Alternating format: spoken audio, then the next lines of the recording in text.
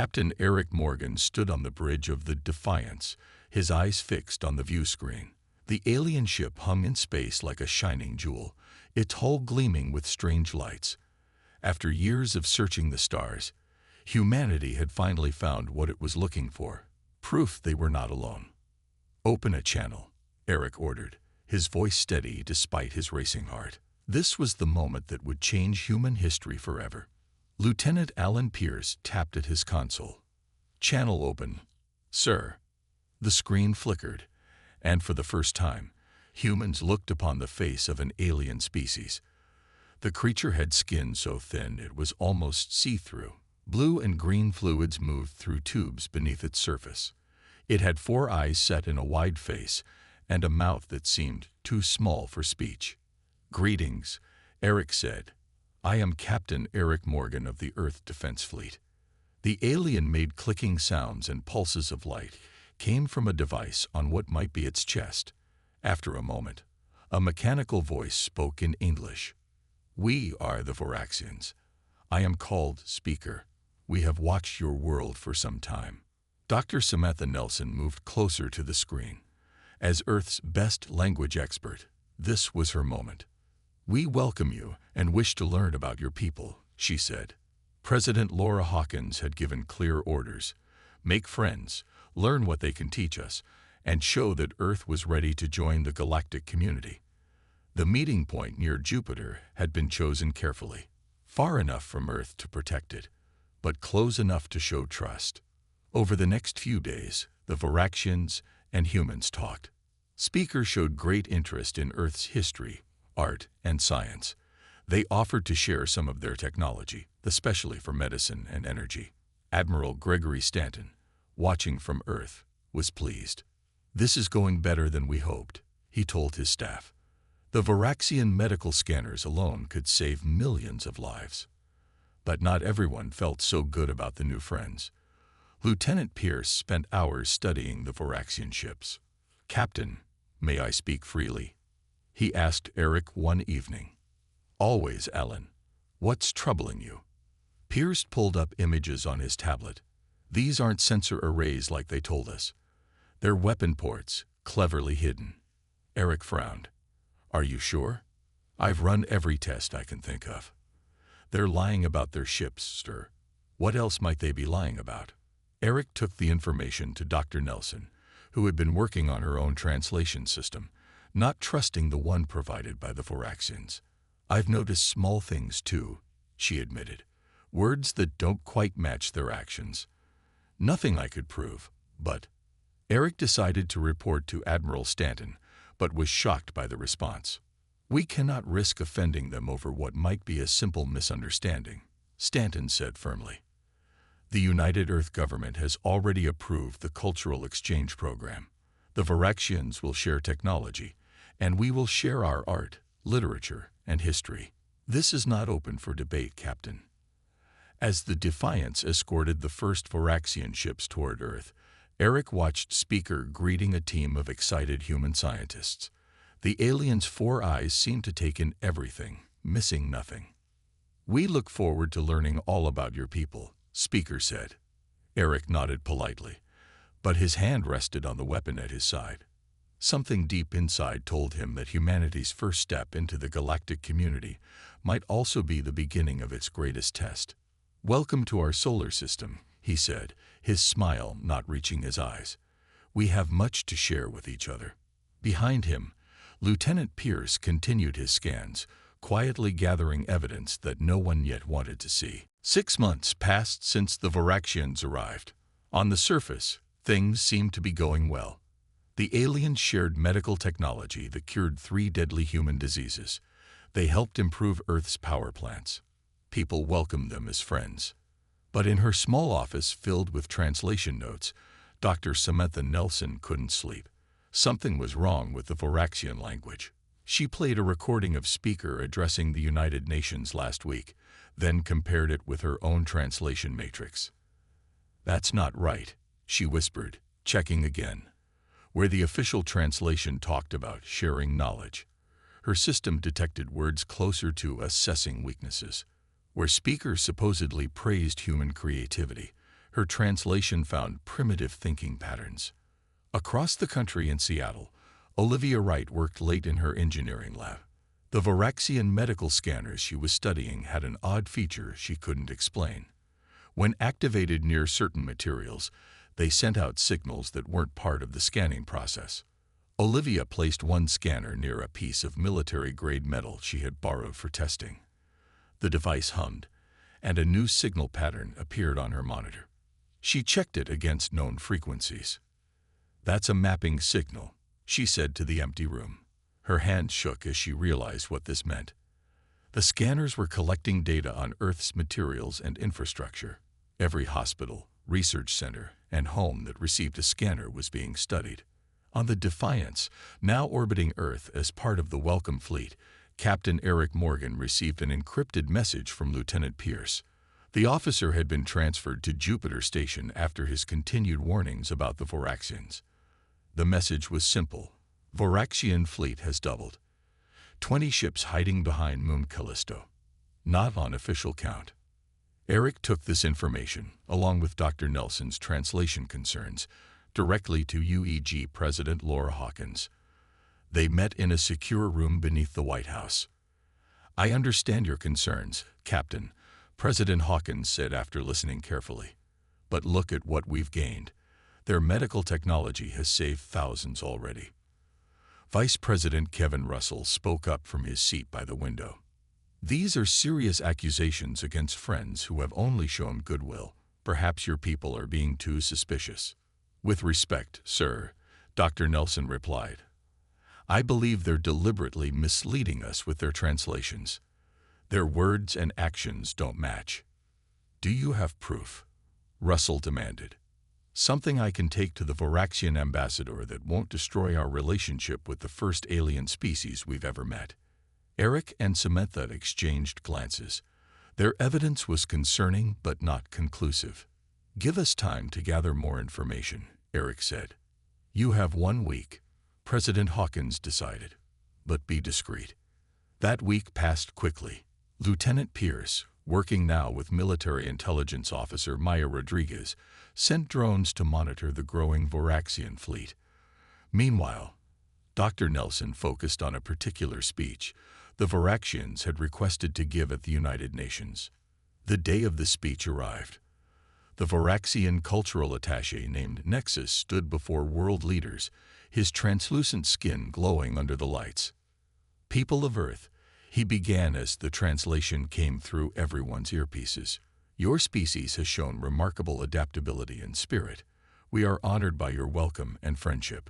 But in a small room behind the assembly hall, Dr. Nelson heard something very different through her independent translation system. Her face went pale as she listened to the actual words. "Their simplicity amuses us. They offer their neck to the blade." She reached for her secure phone to warn Captain Morgan. At that exact moment, alarms began blaring throughout the United Nations building.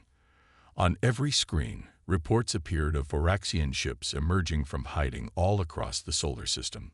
The deception was over. The Voraxian attack began without warning.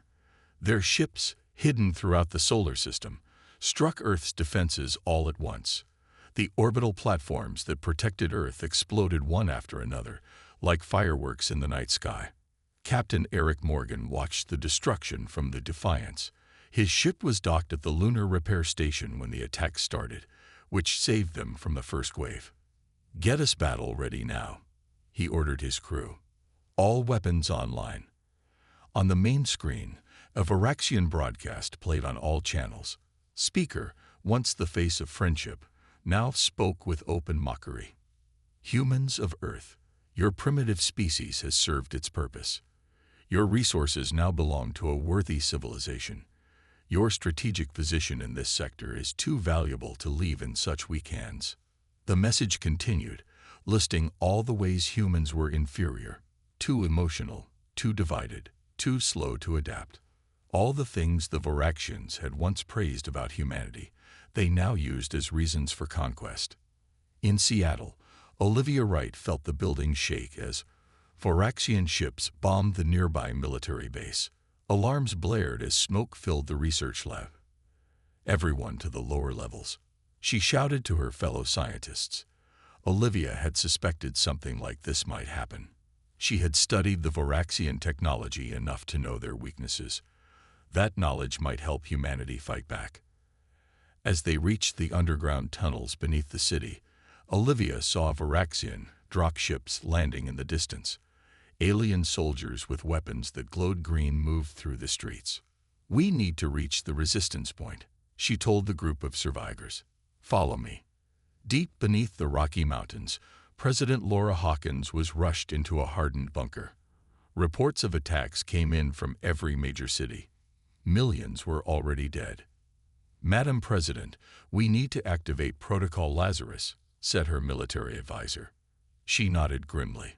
Protocol Lazarus was Earth's last resort, a secret fleet of experimental warships hidden in the asteroid belt, ships that even the Voraxians didn't know about.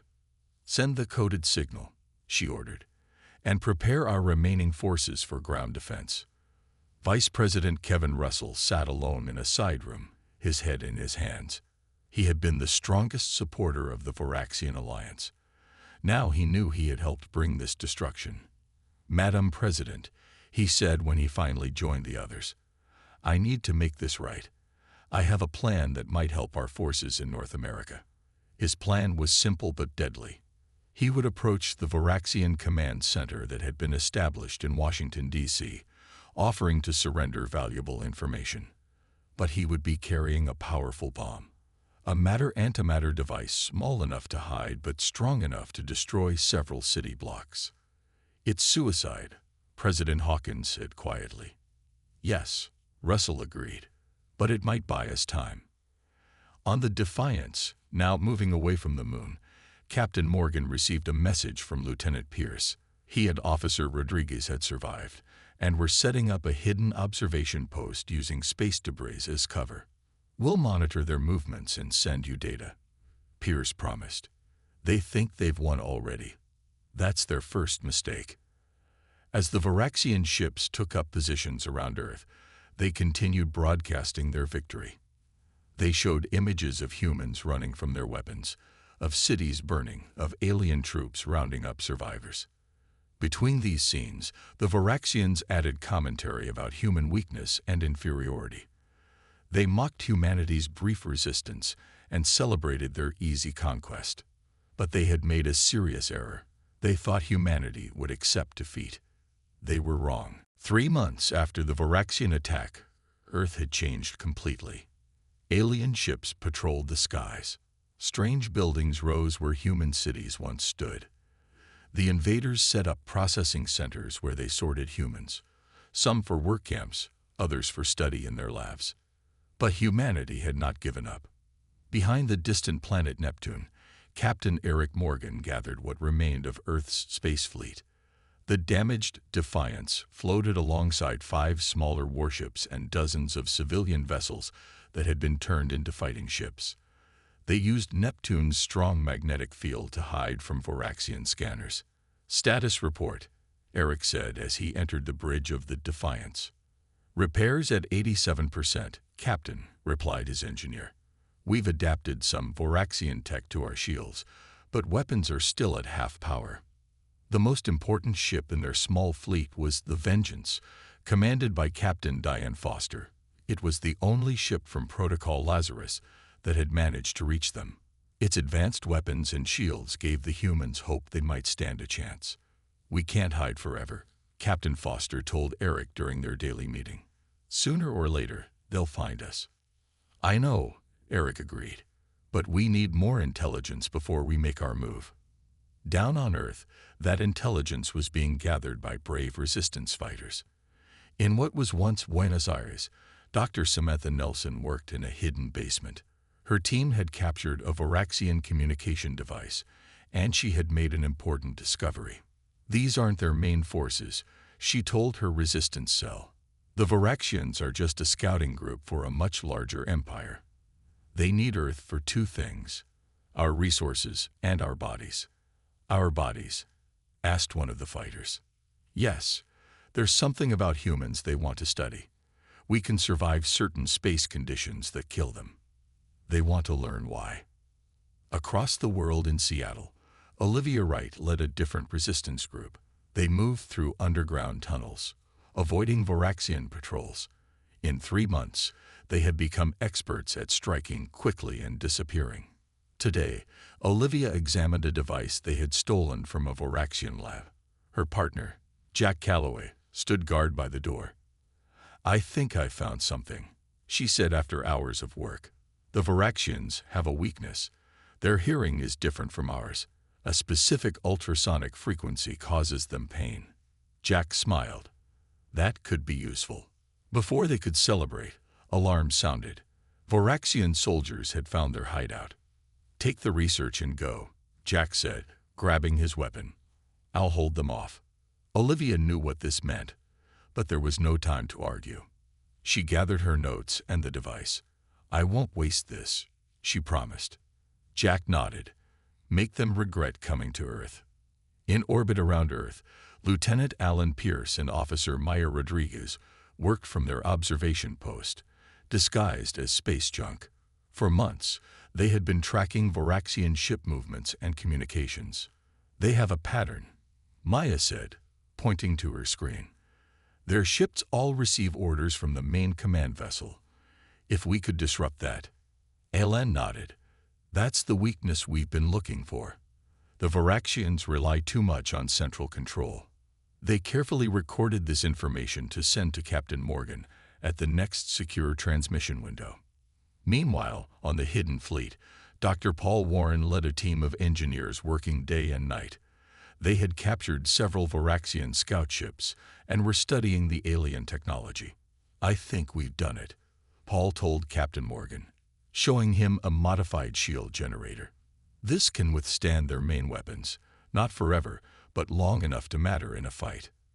For the first time in months, Eric allowed himself to feel a small spark of hope. Perhaps humanity wasn't finished after all. Perhaps there was still a chance to fight back. 6 months into the Voraxian occupation, Captain Eric Morgan called a meeting on the Defiance. The ship's conference room was crowded with the leaders of humanity's resistance. Captain Diane Foster sat with her arms crossed, her face showing the strain of months in hiding. Beside her was Olivia Wright, who had been smuggled off Earth by resistance fighters just days ago. Her journey through Voraxian patrols had been dangerous, but the information she carried was worth the risk. On a secure screen, Dr. Samantha Nelson joined from her hidden base on Earth, and newly promoted Commander Alan Pierce stood near the door, ready to present his findings. "We've gathered here because each of you has discovered something vital," Eric began.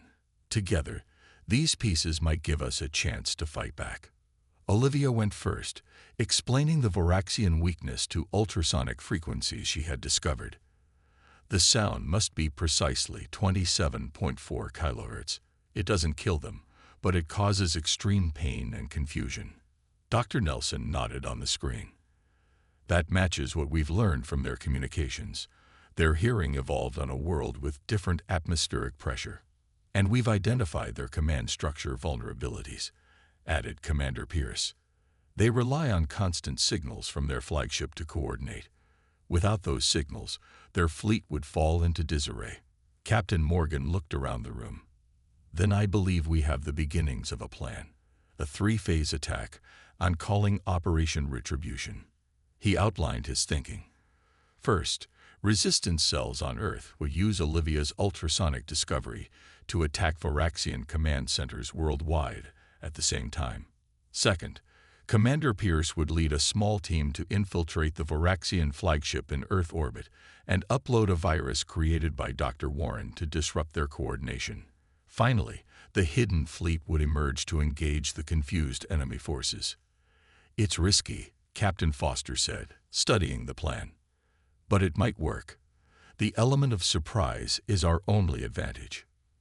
In her hidden command center beneath the Rocky Mountains, President Laura Hawkins reviewed the plan sent via secure communication. Her once elegant office was now a simple room carved from rock. Maps of Voraxian movements covered the walls.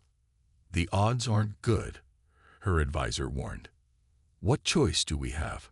she asked. "Approve the operation. Tell Captain Morgan we have no choice but to succeed. Dr. Nelson made another important discovery the night before the operation was to begin. She had been analyzing Voraxian messages sent to their home empire. They've been lying to their leaders, she told Captain Morgan during their final briefing. The Voraxian commander has reported that Earth is nearly pacified, but resistance is much stronger than they've admitted. They fear punishment for taking so long to conquer us. That's useful information, Eric said. It means they're feeling pressure. They might make mistakes. On the last night before the attack, Captain Morgan walked through the ships of his hidden fleet. The crews were busy preparing weapons and saying prayers. Some wrote letters to families they might never see again. Others sat in silence, lost in thought. Later, Eric stood on the bridge of the Defiance and spoke to the combined fleet. Tomorrow, we strike back for Earth. The Voraxians came to our home uninvited. They attacked without warning. They have killed millions and enslaved millions more. They mock our determination and our spirit. He paused, looking at the tired but determined faces of his crew. They thought we would be an easy conquest. Tomorrow, they learn what happens when humanity stands with its back against the wall. Tomorrow, the fleet of Retribution emerges from the shadows. Around the fleet, people listen to his words. On Earth, resistance fighters check their weapons and ultrasonic devices. Commander Pierce's infiltration team prepared their captured shuttle. And deep in her lab, Dr. Nelson sent a final message to resistance cells worldwide. Dawn tomorrow. Be ready. Humanity rises. Operation Retribution began exactly at dawn Greenwich time. Across Earth, resistance fighters activated the ultrasonic devices Olivia Wright had designed. The high-pitched sound was silent to human ears, but devastating to the Voraxians. In Mexico City, resistance leader Carlos Reyes and his team approached a major Voraxian supply depot. They planted the devices around the perimeter and switched them on. Inside, the aliens dropped to the ground, their four eyes wide with pain, their translucent skin pulsing rapidly. The human fighters moved in quickly, capturing weapons and supplies. Keep moving, Carlos ordered. We have 30 minutes before they adapt. Similar attacks happened worldwide. From Sydney to London, Paris to Tokyo, the careful planning paid off. Voraxian forces were thrown into chaos just as planned. High above Earth, Commander Alan Pierce and Officer Maya Rodriguez approached the Voraxian flagship in a captured shuttle. Their small team of 6 soldiers wore stolen Voraxian armor, the ship's identification codes, carefully hacked by Dr. Warren, got them past the outer defenses. Landing bays secured, whispered one of the soldiers as they docked. No alarm yet. Alan nodded to Maya. You know what to do.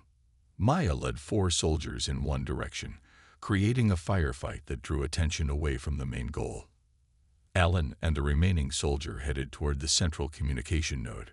The virus is ready, Alan said, holding the data device Dr. Warren had prepared. We just need to reach the main terminal. They encountered 2 Voraxian guards and took them down quickly with stun weapons. As they reached the communication center, Alan discovered something unexpected on the main screen. A map of Voraxian territory. It's smaller than they claimed, he realized. Their empire only controls a small section of the galaxy. They've been bluffing about their power. He uploaded the virus while his partner kept watch. The screen flickered, then displayed a confirmation message. The virus was in. Phase 2 complete, Alan reported through his secure communicator. Returning to shuttle now. The effect of the virus was immediate and dramatic. Across Earth's orbit, Voraxian ships began firing on each other. Their identification systems were corrupted, making them see allies as enemies. In the Neptune fleet, Captain Eric Morgan watched the chaos on his screens. This is our moment, he said. All ships prepare for faster-than-light jump. The human fleet, led by Captain Foster's Vengeance, accelerated out from Neptune's shadow. They completed a carefully calculated jump that placed them right in the middle of the confused Voraxian armada. All ships fire at will, ordered Eric. Military vessels target their weapon systems. Civilian ships move in to rescue the human prisoners on their holding vessels. The Vengeance led the assault, its experimental weapons cutting through Voraxian shields like they were paper. The aliens, already struggling with the system virus, could not respond effectively to the sudden attack from behind. On Earth, Dr. Nelson's team seized control of a Voraxian broadcast center. They overrode the alien propaganda and began sending images of the space battle to screens worldwide. Billions of humans who had lost hope suddenly saw their defenders striking back. "This is Dr. Samantha Nelson," she announced. "Humanity is fighting back. The resistance needs every person who can help. The time is now." In Seattle, Olivia Wright fought alongside international resistance fighters. They pushed toward the main Voraxian ground base, deploying ultrasonic devices as they advanced. "Jack would be proud," a fighter told her as they captured another building. Olivia nodded, remembering her partner's sacrifice. She checked her tablet, which showed a hidden Earth defense satellite network coming online. Vice President Russell had given her these codes before his heroic death. "The satellites are responding," she said. "Dr. Warren's modifications are working." The satellites, now enhanced with Voraxian technology, began targeting alien ground forces with precise strikes from orbit. For the first time since the invasion, the Voraxians were retreating. For 3 days and nights, the battle for Earth raged on. Though outnumbered, the combined forces of humanity fought with a determination the Voraxians had never seen before. The alien invaders had expected an easy victory. Instead, they found themselves fighting for survival. Commander Alan Pierce and Officer Maya Rodriguez led a daring mission into the heart of the Voraxian command ship. Fighting through corridors filled with confused alien soldiers, they reached the central chamber where the Grand Overseer directed the invasion. "Surrender now," Alan demanded, his weapon pointed at the tall, translucent alien leader. The Grand Overseer's 4 eyes blinked in disbelief. "Impossible. Humans cannot defeat Voraxians. Look outside," Maya said, gesturing to the viewing screen where human ships were destroying the once mighty alien fleet.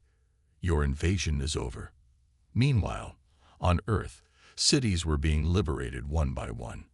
Resistance fighters, now supported by regular people who had joined the fight, pushed the aliens back. The ultrasonic weapons gave humans a crucial advantage in street battles. In what was once London, Olivia Wright led a team that captured a Voraxian communication center. From there, she coordinated with resistance cells across Europe. The satellite defense network she had activated continued to strike alien positions with deadly accuracy. "We've taken back the entire western region," she reported to Dr. Nelson. "The Voraxians are falling back everywhere."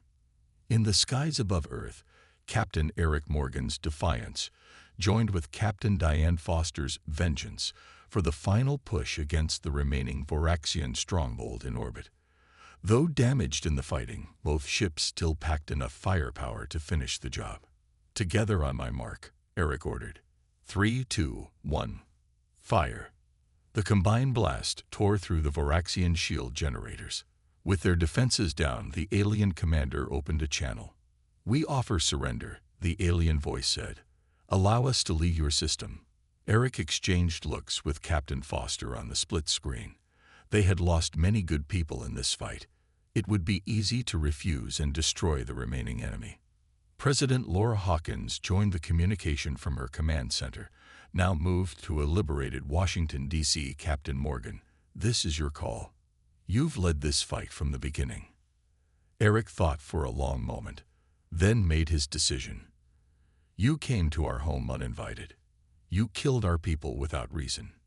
You mocked our ability to fight back. We will allow one ship to return to your empire with the survivors." "One ship?" the Voraxian questioned. "One ship," Eric confirmed, "with detailed records of your defeat and a message. Humanity is not to be trifled with.